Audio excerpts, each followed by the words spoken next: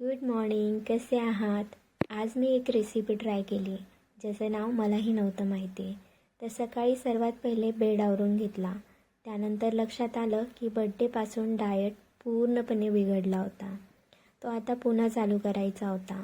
मग ब्लॅक कॉफीपासून सुरुवात केली. गॅलरीत बसून निवांत कॉफी पिली आणि पीत असतानाचे क्षण फक्त कॉफी आणि माझेच असतात. त्यानंतर झाडझूड केली आणि आंघोळीला गेले. अंघोळीहून आले आणि आता प्रश्न होता जेवणाचा आणि मग उपमाच बनवला. बाहेर कुठेतरी DJ चालू होता तर स्वतःला डान्स करायला रोखू नाही शकले. संध्याकाळी लवकर भूक लागली. मग दुधी भोपळा होता घरात, पण तो एका साईडने थोडासा खराब निघाला. तो भाजीसाठी पुरेसा नव्हता. मग काय बनवूया कळत नव्हतं. तो किसला आणि त्यात बेसन, हिरवी मिरची, लसूण आणि सर्व मसाले टाकले. आणि आता आली खरी गंमत. पीठ मळताना पीठ हाताला फार चिटकत होतं. मला काहीच कळत नव्हतं.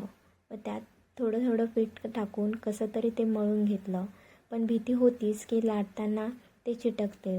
पण थँक गॉड नाही चिटकले ते. हे पराठे होते की धपाटे हे मला पण नाही माहिती, पण छान होते. शेवटी प्लेटमध्ये स्माइली काढायला गेले आणि गडबड करून टाकली दररोजसारखी.